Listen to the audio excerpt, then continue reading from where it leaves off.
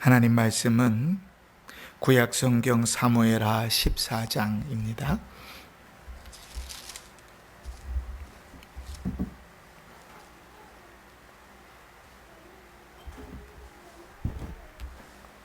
(1절로) (33절까지) 찾으셔서 우리 함께 봉독하시면서 하나님의 음성을 듣겠습니다. 구약성경 483쪽 사무엘하 14장 1절부터 33절까지 우리 함께 봉독하면서 하나님의 음성을 듣습니다. 시작. 스루아의 아들 요압이 왕의 마음이 압살롬에게로 향하는 줄을 알고 드고아에 사람을 보내 거기서 지혜로운 여인 하나를 데려다가 그에게 이르되, 청하건대 너는 상주가 된 것처럼 상복을 입고 기름을 바르지 말고 죽은 사람을 위하여 오래 슬퍼하는 여인같이 하고 왕께 들어가서 그에게 이러이러하게 말하라고 요압이 그의 입에 할 말을 넣어주니라. 드고아 여인이 왕께 아랠 때에 얼굴을 땅에 대고 엎드려 이르되, 왕이여 도우소서 하니 왕이 그에게 이르되, 무슨 일이냐 하니라. 대답하되, 나는 진정으로 과부니이다. 남편은 죽고 이 여종에게 아들 둘이 있더니 그들이 들에서 싸우나 그들을 말리는 사람이 아무도 없으므로 한 아이가 다른 아이를 쳐 죽인지라. 온 족속이 일어나서 당신의 여종 나를 핍박하여 말하기를, 그의 동생을 쳐 죽인 자를 내놓으라. 우리가 그의 동생 죽인 죄를 갚아 그를 죽여 상속자 될 것까지 끊겠노라 하오니, 그러한즉 그들이 내게 남아있는 숯불을 꺼서 내 남편의 이름과 씨를 세상에 남겨두지 아니하겠나이다 하니, 왕이 여인에게 이르되, 내 집으로 가라. 내가 너를 위하여 명령을 내리리라 하는지라. 드고아 여인이 왕께 아뢰되, 내 주 왕이여, 그 죄는 나와 내 아버지의 집으로 돌릴 것이니 왕과 왕위는 허물이 없으리이다. 왕이 이르되, 누구든지 내게 말하는 자를 내게로 데려오라. 그가 다시는 너를 건드리지도 못하리라 하니라. 여인이 이르되, 청하건대 왕은 왕의 하나님 여호와를 기억하사 원수 갚는 자가 더 죽이지 못하게 하옵소서.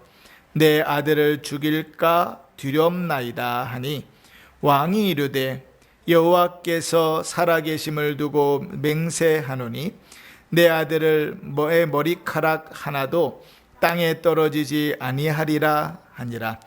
여인이 이르되, 청하건대 당신의 여종을 용납하여 한 말씀을 내 주 왕께 엽줍게 하옵소서 하니, 그가 이르되, 말하라 하니라. 여인이 이르되, 그러면 어찌하여 왕께서 하나님의 백성에게 대하여 이 같은 생각을 하셨나이까? 이 말씀을 하심으로 왕께서 죄 있는 사람같이 되심은 그 내쫓긴 자를 왕께서 집으로 돌아오게 하지 아니하심이니이다. 우리는 필경 죽으리니 땅에 쏟아진 물을 다시 담지 못함 같을 것이오나, 하나님은 생명을 빼앗지 아니하시고 방책을 베푸사 내쫓긴 자가 하나님께 버린 자가 되지 아니하게 하시나이다. 이제 내가 와서 내 주 왕께 이 말씀을 엽줍는 것은 백성들이 나를 두렵게 하므로 당신의 여종이 스스로 말하기를, 내가 왕께 여쭈오면 혹시 종이 청하는 것을 왕께서 시행하실 것이라. 왕께서 들으시고 나와 내 아들을 함께 하나님의 기업에서 끊을 자의 손으로부터 주의 종을 구원하시리라 함이니이다. 당신의 여종이 또 스스로 말하기를 내 주 왕의 말씀이 나의 위로가 되기를 원한다 하였사오니 이는 내 주 왕께서 하나님의 사자같이 선과 악을 분간하심이니이다. 원하간대 왕의 하나님 여호와께서 왕과 같이 계시옵소서. 왕이 그 여인에게 대답하여 이르되 바라노니 내가 내게 묻는 것을 내게 숨기지 말라. 여인이 이르되 내 주 왕은 말씀하옵소서. 왕이 이르되 이 모든 일에 요압이 너와 함께 하였느냐 하니 여인이 대답하여 이르되 내 주 왕의 살아계심을 두고 맹세하옵나니 내 주 왕의 말씀을 좌로나 우로나 옮길 자가 없으리이다. 왕의 종 요압이 내게 명령하였고 그가 이 모든 말을 왕의 여종의 입에 넣어 주었사오니 이는 왕의 종 요압이 이 일의 형편을 바꾸려 하여 이렇게 함이니이다. 내 주 왕의 지혜는 하나님의 사자의 지혜와 같아서 땅에 있는 일을 다 아시나이다 하니라. 왕이 요압에게 이르되 내가 이 일을 허락하였으니 가서 청년 압살롬을 데려오라 하니라. 요압이 땅에 엎드려 절하고 왕을 위하여 복을 빌고 요압이 이르되 내 주 왕이여 종의 구함을 왕이 허락하시니 종이 왕 앞에서 은혜 입은 줄을 오늘 아나이다 하고 요압이 일어나 그술로 가서 압살롬을 데리고 예루살렘으로 오니 왕이 이르되 그를 그의 집에 머물게 하여 내 얼굴을 볼 수 없게 하라 하매 압살롬이 자기 집으로 돌아가고 왕의 얼굴을 보지 못하니라. 온 이스라엘 가운데에서 압살롬 같이 아름다움으로 크게 칭찬을 받는 자가 없었으니 그는 발바닥부터 정수리까지 흠이 없음이라. 그의 머리털이 무거움으로 연말마다 깎았으며 그의 머리털을 깎을 때에 그것을 달아본즉 그의 머리털이 왕의 저울로 200세겔이었더라. 압살롬이 아들 셋과 딸 하나를 낳았는데 딸의 이름은 다말이라. 그는 그 얼굴이 아름다운 여자더라. 압살롬이 이태 동안 예루살렘에 있으되 왕의 얼굴을 보지 못하였으므로 압살롬이 요압을 왕께 보내려 하여 압살롬이 요압에게 사람을 보내 부르되 그에게 오지 아니하고 또다시 그에게 보내되 오지 아니하는지라. 압살롬이 자기의 종들에게 이르되 보라 요압의 밭이 내 밭 근처에 있고 거기 보리가 있으니 가서 불을 지르라 하니라. 압살롬의 종들이 그 밭에 불을 질렀더니 요압이 일어나 압살롬의 집으로 가서 그에게 이르되 어찌하여 내 종들이 내 밭에 불을 질렀느냐 하니 압살롬이 요압에게 대답하되 내가 일찍이 사람을 내게 보내 너를 이리로 오라 청한 것은 내가 너를 왕께 보내 아뢰게 하기를 어찌하여 내가 그술에서 돌아오게 되었나이까.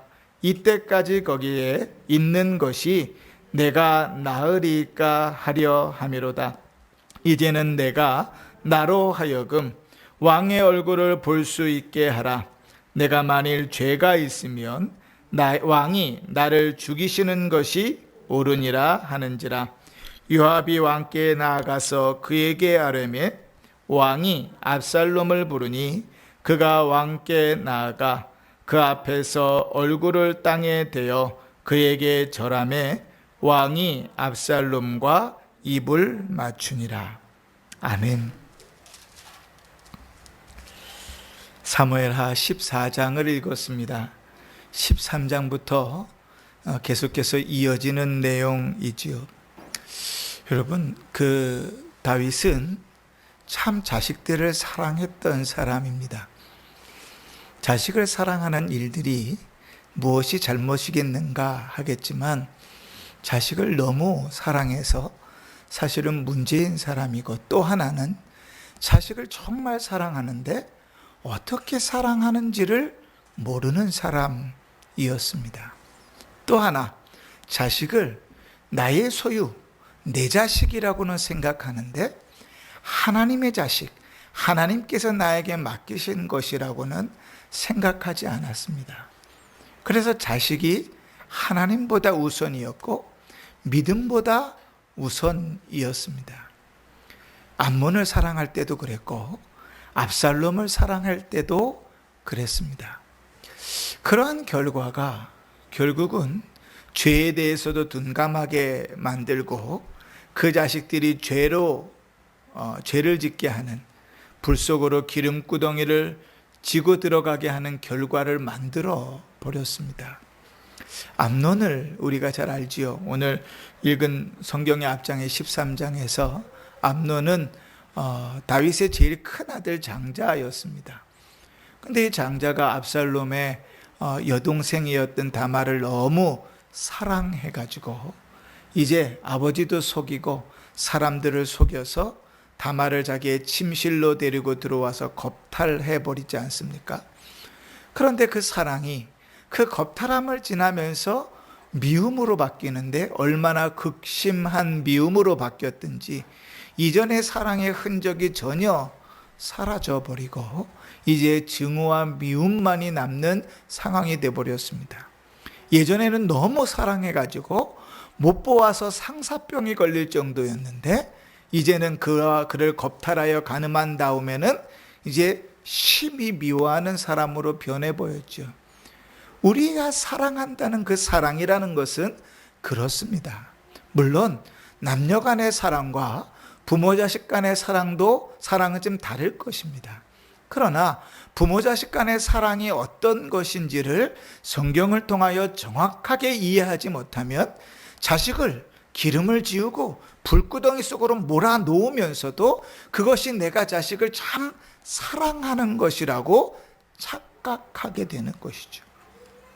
암논이 다말을 강간했다는 사실을 다윗은 모든 전말을 다 들었습니다. 그러면 적어도 다윗은 둘 중에 한 가지는 했어야 됩니다. 첫 번째, 하나님의 말씀을, 율법을 아는 것처럼 그가 장자임에도 불구하고 하나님의 말씀을 따라 그를 죽이든지, 아니면 적어도 그가 밧세바와 사이에서 낳았던 어린아이를 하나님께서 치셨을 때에 7일 밤낮을 금식과 철회하며 기도했던 것처럼 하나님 앞에 무릎을 꿇고 기도하며 긍휼을 구했어야 됐습니다. 그런데 다윗은 아무것도 하지 않았습니다. 그냥 죄를 방관했습니다. 화가 났고 잘못했다는 건 알지만 아무런 조치를 취하지 않았습니다. 암논을 너무 사랑했기 때문이죠. 그런데 그 죄로 인해서, 그 사랑으로 인해서, 그 잘못된 사랑의 방식으로 인해서 압살롬이 그 형을 죽이는 극악의 상황이 벌어지도록 만들어갔던 겁니다.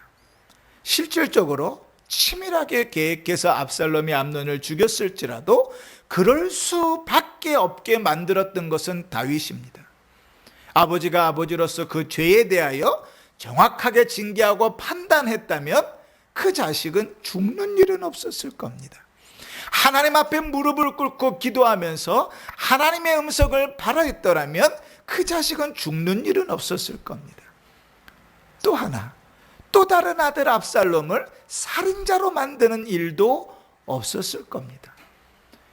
너무 사랑했는데 어떻게 사랑하는지, 하나님께서 주신 자식을 어떻게 키워야 하는지를 알지 못하여 그 사단을 만들어 버린 것이죠. 그렇게 암논이 죽었습니다. 죽은 자식은 부모는 가슴에 묻는 거지요. 마음에 묻었습니다.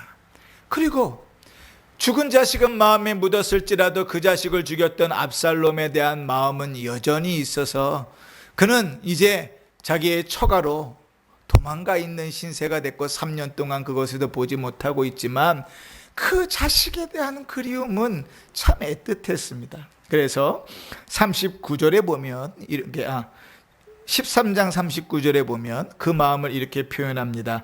다윗 왕이 마음이 압살롬을 향하여 간절하니 암논은 이미 죽었으므로 왕이 위로를 받았음이었더라. 다윗은 안 되는 것에 대해서는 명확했던 사람입니다. 우리가 밧세바의 사이에서 아이가 죽었을 때 상황을 알지 않습니까? 7일 동안은 하나님 앞에 금식하고 철화하면서 간절하게 매달려서 아마 그 신하들이 생각하기에도 죽었다는 소식을 들으면 까무라칠 것처럼 생각이 됐는데 하나님께서 그의 생명을 데려가셨다 하는 사실을 인정한 다음부터는 더 이상 거기에 얽매이지 않죠. 암논도 마찬가지입니다. 가슴속에다 묻었고 그것으로 그에 대해서는 끝났습니다. 여전히 그리워하고 사랑하고 어찌할지 모르는 것은 압살롬에 대한 마음이죠. 그런데 그 마음을 누구는 알고 있었냐면 가장 가까이에서 그 다윗을 보필하고 있는 요압은 알고 있었습니다. 다윗의 마음이 그를 그리워하고 그를 사랑하고 그를 보고 싶어 한다는 사실을 알고 있었죠.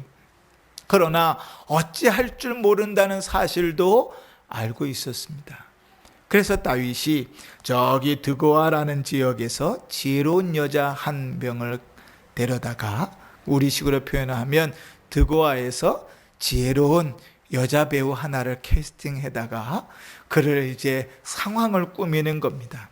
너는 네 배역은 뭔가 하면 너는 두 아들이 있는 과부다. 그런데 두 아들이 서로 싸워서 한 아들이 자기의 형제를 죽였다.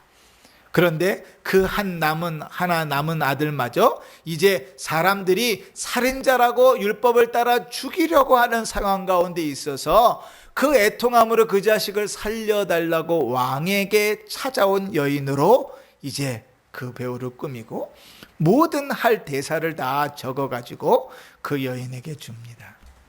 그리고 그 여인이 왕 앞에 와서 그 대사를 하는 것입니다. 이 장면의 흐름이 어디서 많이 익숙하지 않습니까? 어디서 익숙하지요? 그렇죠. 다윗이 밧세바를 동침하고 하나님께서 나단 선지자를 보내실 때 그 나단 선지자로 하여금 그를 그대로 책망하게 하지 않으시고 자기가 무슨 죄를 지었는지 자기의 판단과 자기의 입술로 고백하게 만드셨잖아요. 그리고 뭐라 그랬죠? 당신이 그 사람이라. 그러면서 하나님께서 책망하기 시작하셨잖아요. 요압이 아마 그것을 보고 벤치마킹 했는지 모르겠습니다. 여인을 사가지고 그 여인으로 하여금 똑같이 그 상황을 만들어서 다윗이 하나님의 지혜로 그 상황을 객관적으로 판단하게 만든 거예요. 그래서 다윗이 어떻게 판결을 내렸죠? 네 아들이 죽지 않을 것이다. 사람들이 네 아들을 죽이려고 하면 다 내게로 보내라. 내가 보호해 주겠다라고 확실하게 말합니다. 왜요? 다윗이 생각하기에는 그 원수를 갚아 그를 율법 따라 죽이는 것보다 하나님께서 그 생명을 보존하시고 하나님 주신 기업을 이루는 것이 더 귀하다고 생각했는지 모르겠어요. 그런데 오늘 말씀에 보면 이 드고아 여인이 이렇게 표현합니다. 당신은 하나님의 지혜로 하나님의 말씀대로 하나님의 뜻대로 그것들을 판결합니다. 이렇게 얘기하죠. 그러니까 다윗이 판결하는 것이 객관적으로 하나님의 말씀에 따라 맞다고 생각하는 거예요. 그러면서 이렇게 말하는 겁니다. 그런데 왜 당신은 압살롬을 데려오지 않고 사람들을 그렇게 나쁜 사람으로 만들어 갑니까? 라고 묻는 거죠. 그 상황들 속에서 이제 다윗이 아하, 이게 요압의 꼼수구나 하는 사실을 알아챕니다. 그리고 요압의 계획이라는 것을 확인한 다음에 요압을 불러서 압살롬을 그술 땅에서 데려오라고 하지요. 3년 만에 압살롬이 이제 고향으로 돌아오는, 고국으로 돌아오는 것입니다. 그런데 더 다윗에 대한 실망은 무엇인가 하면 그렇게 압살롬을 3년 만에 데려왔음에도 불구하고 2년 동안 그의 얼굴을 한 번도 보지 않습니다. 그러니까 이 다윗의 마음은 여전히 정리가 되지 않은 거예요. 남에 대해서는 정확하게 판단을 하는데 자기의 문제에 대해서는 우유부단하고 정확하게 결정을 내리고 판단하고 나아가지 못하는 거예요. 그 저변에는 뭐가 깔려 있어요? 압살롬을 사랑하는 그 마음이 깔려 있습니다. 자식을 사랑하는 마음이 깔려 있습니다. 이 압살롬이 도저히 안 되겠으니까요, 이 지혜로운 사람이잖아요, 그죠? 치밀하고 지혜롭고 계획적인 사람이잖아요. 그러니까 이제 요압을 통해서 아버지와 만날 수 있도록 중재를 해달라고 하는데 그 중재가 안 되니까, 요압 자체가 오질 않으니까요. 그러니까 요압의 밭에다가 불을 놔가지고 올 수밖에 없는 상황을 만들어서 중재하게 만듭니다. 그리고 오늘 성경의 맨 마지막은 어떻게 끝나냐면 다윗과 압살롬의 화해로 끝나는 것입니다. 여러분, 이 말씀 가운데서 우리가 좀 다윗의 모습에서 교훈을 얻기를 원합니다. 우리가 서두에 그런 말씀을 드렸잖아요. 자식을 사랑하는 건 죄가 아닙니다. 문제는 뭐냐면 어떻게 자식을 사랑해야 되는가를 모르면 자식의 인생을 망쳐버릴 수가 있습니다. 자식을 사랑해서 그렇게 했는데 자식을 사지로 몰아넣을 수가 있습니다. 오히려 자식의 죄를 더 부풀릴 수 있는 결과를 가져올 수 있습니다. 자식을 사랑해서 배려한 것인데 자식의 등에다 기름구덩이를 넣고 불 속으로 차 넣는 결과를 만들어 버릴 수 있습니다. 왜 그렇죠? 사랑하는 방법을 몰라서 그렇습니다. 여러분, 그러면 자녀를 어떻게 사랑해야 될까요? 첫 번째는 하나님 앞에서 사랑해야 됩니다. 자녀가 나의 소유여서는 안 됩니다. 하나님께서 나에게 맡기신 자라는 것을 인정하는 한 나의 사랑이 전부가 되지 않고 하나님의 일하심이 그것보다 앞서도록 해야 됩니다. 이 세상에서는 나보다 더 자식을 사랑할 사람이 없습니다. 그런데 이 세상을 통틀어서는 나보다 더 사랑할 자가 없지만, 그러나 하나님까지 전체를 다 통틀어서는 하나님보다 우리가 더 사랑한다고 말할 수 없지요. 창세전부터 계획하시고 그를 보내시고 그의 모든 인생을 디자인하시고 이끌어 가시는 그 하나님보다 어떻게 더 잘 알겠습니까? 그러니 하나님께서 더 사랑하시고 하나님께서 더 이끌어 가신다면 우리는 하나님의 사랑하시는 방법 앞에 자식을 내놓아야 됩니다. 하나님 앞에 맡길 수 없다면, 하나님 앞에 드릴 수 없다면, 예수 그리스도를 소개할 수 없다면 우리는 그 사랑이 실패한 것입니다. 암논의 경우에도, 압살롬의 경우에도 다윗은 그 자식의 문제를 놓고 고민하고 또 고민하면서 결론을 내리지 못했지만 그는 하나님 앞에 묻지 않습니다. 그 자녀를 어떻게 해야 될지, 그가 율법을 어기고 죽어야 될 자인데 그를 어떻게 해야 될지, 하나님의 뜻은 어디에 있는지 묻지 않습니다. 그가 조금만 더 죄에 대해서 문강했다면 그 상황 자체가 자기의 밧세바로부터 온 그 죄로 인하여 온 하나님의 책망 가운데 있다는 사실도 알았을 텐데 묻지 않습니다. 사랑을 의심하는 게 아닙니다. 자식을 사랑하는 마음을 의심하는 게 아니라 하나님 앞에 그 문제를 가지고 나아가지 않는 그것이 그 자식을 사지로 몰아 넣어버렸다는 것이죠. 사랑하는 성도 여러분, 두 번째로 다윗은 자식을 너무 사랑해가지고 결단하지 못하고 우유부단합니다. 여러분, 다윗은 우유부단한 사람이 아닙니다. 다윗의 인생을 한번 잘 살펴보세요. 그가 전쟁터에 아버지의 심부름을 하러 갔는데 이제 전쟁 상대방 진영에서 큰 골리앗이라는 장군이 나와서 하나님을 욕하는데 그 소리를 듣고 화가 났어요. 인간적인 분이 아니라 하나님의 마음으로부터 오는 화가 났습니다. 그래서 묻지도 않습니다.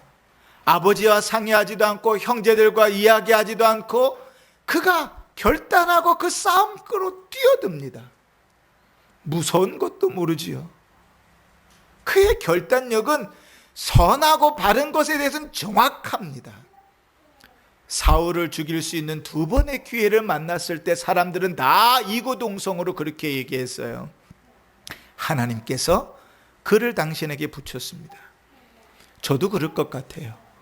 저도 저 같아도 똑같은 일이 몇 번 반복되어지면 하나님의 뜻이 이것인가?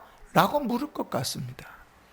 근데 다윗은 단호하게, 그 순간에 단호하게 결론을 내려버립니다. 왜냐하면 그 상황보다 더 우선인 것이 있었어요. 하나님이 그를 세우셨다는 것입니다.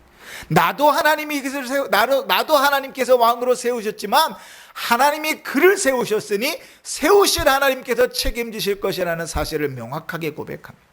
그 믿음이 우선되어져서 그 상황이 너무나 정확하고 아무도 자기를 부인할 수 없고 아무도 욕할 수 없는 상황에 맞닥뜨렸을지라도 그는 그 믿음으로 단호하게 결정하고 나가잖아요. 다윗은 우유부단한 사람이 아닙니다. 그런데 유독 자식의 문제에서만큼은 우유부단합니다. 내 자식의 문제에서만큼은 그럴 수 있고 그래도 되고 그래도 괜찮고 기다려도 되고 우유부단합니다. 남의 일에 대해서는 너무나 정확하게 칼로 물대서 베버리는데 내 자식에 대해서는 너무나 관대한 거죠. 암논에 대해서 그러다가 그 자식을 잃었습니다. 압살롬에 대해서 그러다가 그 자식도 잃습니다. 여러분, 다윗의 이 우유부단함이 압살롬을 어디까지 끄집어내리지요? 그가 7년을 치밀하게 계획해서 아버지를 쫓아내버립니다. 그리고 아버지의 후궁들과 왕궁 위에다가 텐트를 쳐놓고 사람들이 다 보는데 백주대낮에 성파티를 벌입니다. 물론 하나님께서 말씀하신 대로 되었을지라도 그렇게 저 밑바닥까지 추락해버린 장본인이 압살롬인데 그걸 누가 만들었냐면 그의 아버지 다윗의 잘못된 사랑이 만들었습니다. 우유부단한 그 사랑이 그를 그렇게 죄악의 수렁텅이로 만들어 끄집어내어 버렸습니다. 남에 대해서는 칼같고 명확하고 다른 사람을 판단하는 것은 너무나 정확하고 정직한데 내 자식에 대해서는 정확하지 못할 때 여러분, 거기에는 문제가 있습니다. 우리의 신앙은 어때요? 우리의 신앙도 역시 그렇진 않은가 좀 돌아볼 일입니다. 남에 대해서는 다윗이 했던 것처럼 참 잘 판단합니다. 남의 일을 판단하고 남의 일에 훈수두는 것은 아주 정확해요. 그땐 이렇게 해야지. 내가 경험해 보니까 이렇게 해야 되는 거야. 자식은 그렇게 키우면 안 돼. 자식은 이렇게 해야 돼. 훈수도 정말 잘 둡니다. 그런데 내 자식에 대해서 나는 그렇게 키우지 않아요. 내 문제에 있어서 그렇게 정확하게 판단하지 않습니다. 얼마나 유한지 몰라요. 근데 하나님은요, 우리에게 이렇게 요구하셨습니다. 반대로 남에 대해서는 유하라고 표현하십니다. 남의 자식에 대해서는, 남의 문제에 대해서는 인내하고 포용하고 하나님의 선하심과 주님의 일하심들을 기대하고 위로하고 격려하고 다시금 일어설 수 있도록 세우라고 말합니다. 그런데 내 문제에 대해서는, 내 자식의 문제에 대해서는 칼같이 자르라고 말씀하십니다. 왜요? 우리는 기본적으로 팔이 안으로 굽는 사람들이거든요. 절대로 팔은 밖으로 꺾이지 않습니다. 주님께서 수없이 많이 말씀하신 것 중에 주님께서는 내 이웃을 내 몸같이 사랑하라고, 내 이웃을 사랑하라는 말씀들은 있습니다. 근데 주님은 단 한 번도 너 자신을 사랑하라고 말씀해 보신 적은 없어요. 내 자식을 사랑하라고 말씀해 보신 적이 없습니다. 내 이웃을, 내 원수를 사랑하라고는 가르치셨어도 네 자신을, 내 자식을 사랑하라고 가르치신 적은 없어요. 왜요? 그거는 가르치지 않아도 타락한 죄악의 본성을 가진 인간도 당연히 그렇게 하기 때문에. 근데 우리는 신앙의 삶들을 거꾸로 살아갑니다. 다윗의 실패는 거기에 있는 거죠. 그러니 사랑하는 성도 여러분, 우리는 어떻습니까? 부모학 강의를 하자는 것이 아니라 주의 말씀을 따라 나는 내 자식을 남의 자식 훈수두는 것만큼 잘 키우고 있는가 돌아보셔야 됩니다. 남의 자식에게 신앙의 훈수를 두는 것처럼 나는 내 자식에게 그렇게 하고 있는가를 점검해 보아야 합니다. 내 신앙에 있어서 남의 신앙을 격려하고 남의 신앙에 조언을 주는 것처럼 내 자신을 향하여도 그렇게 신앙생활을 하고 있는가를 점검해 봐야 됩니다. 꼭 있잖아요. 예배 시간에 늦는다고 말하는 사람, 그 사람이 늘 예배 시간에 늦어요. 약속 시간에 늦고. 거짓말한다고 흉보는 사람이 꼭 그 사람이 거짓말하고 흉보고 다니는 사람이 이상하죠. 사람이 그래요. 왜 그런가 하면 그것으로 나를 가리고 나를 덮으려고 하는 악한 습성이 우리 안에 있기 때문에 그렇습니다.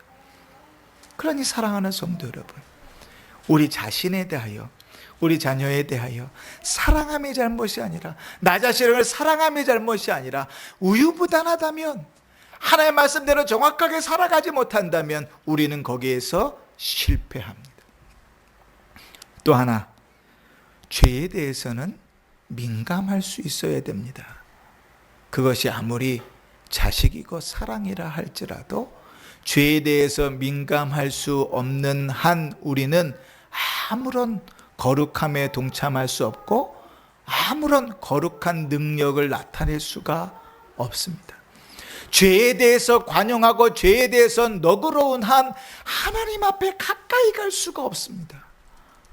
죄를 짓고 살아가면서 그 죄가 당연한 것으로, 그럴 수 있는 것으로 스스로 합리화시키며 살아갈 때, 그 죄를 다른 어떠한 이유로도 덮을 수 있을 때 우리는 하나님 앞에 거룩한 모습으로 설 수 없습니다. 여러분, 세상 사람들이 보면 이렇게 이해할 수 있습니다. 압살롬, 암논에 대하여 그 아버지의 사랑이 참 특별해서 마땅히 죽여야 됨에도 자식이니까 살리는구나, 좋은 시선으로 볼 수 있을지 모릅니다.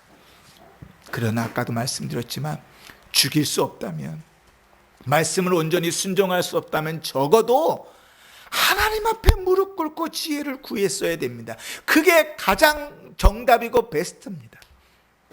근데 그런 아무런 노력이 없이 살아갑니다. 왜입니까? 다윗은 그럴 수 있다고 생각하는 것이거든요. 사랑하는 성도 여러분, 다윗이 자기의 죄를 죄로 덮었을 때에 어느 정도 시간 동안에 얼마나 크게 죄인이 될 수 있는 사실을 우리 눈으로 확인했습니다. 그의 인생 속에서 확인했습니다. 그리고 그 철저히 회개했음에도 불구하고 그는 다시금 죄에 대해서 둔감한 모습으로 섭니다. 무엇으로 그것을 스스로 합리화시키고 있습니까? 내가 자식을 사랑하는 마음이 있다고, 내가 그를 사랑한다는 이름으로 그 죄에 대해서 스스로 둔감해져 버리는 것입니다. 그러나 사랑하는 성도 여러분, 그렇게는 믿음으로 살 수 없습니다. 그렇게는 신앙으로 살아갈 수가 없습니다. 오늘 다윗의 모습 가운데서 우리 두 가지를 좀 생각하십시다. 우리는 우리 자신에 대하여 또 우리 자녀들에 대하여 우유부단하고 있지는 않은지, 죄에 대해서 너무 둔감해 있지는 않은지, 단호하게 살아가고 긍휼히 여기며 살아가고 간절히 살아가야 되는데 그것에 대하여 너무 여유롭지는 않은지, 남에 대해서는 칼같이 비판하고 비난하고 신랄하게 정죄하면서 나에 대해서는, 내 자식에 대해서는 너무 여유롭고 관대하지는 않은지 돌아볼 일입니다. 오늘 하나님은 다윗이 두 자식에 대해서 실패한 모습 속에서, 뼈저리게 실패한 그 아픔들 속에서 오늘 우리를 교훈하십니다. 이제 계속해서 15장, 16장을 좀 읽어갈 텐데, 다윗을 향한 이러한 마음이 2년 동안 바라도 보지 않았고 3년 동안 타국에서 방치했고 5년 만에 만나서 화해했지만 그를 그렇게 마음으로 제대로 품지 않았던 다윗을, 아버지 다윗을 압살롬은 7년 동안 계획하고 그를 몰아내어 죽일 궁리를 합니다. 누가 만들었다고요? 그 아버지가 만든 거예요. 우리가 이번 주일, 다음 주일 이어서 살펴보겠지만 이삭의 믿음은 그 부모를 보고 생긴 겁니다. 부모의 신앙이 자식에게 영향을 미치는 거예요. 부모의 말이 절대로 성경 하나님 말한다고 그 신앙이 자식에게 미쳐지지 않습니다.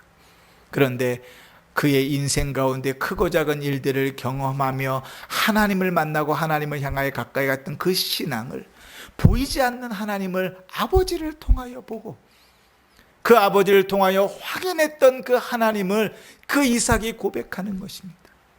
자기 스스로를 제물로 드리고 아버지가 칼로 자기를 각을 뜨려 할 때도 그것을 믿음으로 받아들였던 그 믿음은 어디서 왔냐면 아버지로부터 온 거예요.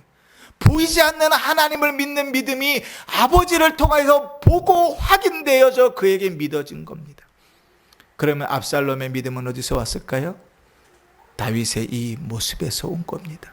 죄에 대하여 무뎌지고 죄에 대해서 방관하고 죄에 대하여 우유부단했던, 사랑이라는 이름으로 모든 것을 덮으려 했던 그에게로부터 압살롬은 아버지를 죽이려는 7년 동안의 계획을 세우는 일들을 잉태하게 만드는 거지요. 사랑하는 성도 여러분, 우리의 신앙을 돌아보며 사는 일들이 쉽지 않습니다. 그러나 반드시 하나님의 말씀을 들으셨으면 그 말씀으로 내 자신을 돌아보셔야 됩니다. 내 신앙을 돌아보고 나의 모습을 반드시 확인하셔야 됩니다. 바울은 하나님의 말씀이 우리 영혼의 거울이라 그랬습니다. 거울을 보고 얼굴이 지저분한데 그 지저분한 몸을 거울로 확인하고도 그냥 밖에 나가는 사람은 아무도 없습니다. 제정신이 아니고서, 미치지 않고서는. 제정신이면 어때요? 다 깨끗이 씻고 나가겠죠. 근데 그렇게 신앙생활에서는 안 되는 것이죠. 주의 말씀을 통하여 주님께서 우리에게 이야기하실 때 이 저녁에 우리의 모습을 좀 돌아보면서 우리의 하나님 앞에 기도할 수 있기를 바라고, 그 신앙 가운데서 믿음으로 서서 하나님 앞에 거룩한 모습으로 한 걸음 더 서는 은혜가 있기를 주의 이름으로 축원합니다. 아멘.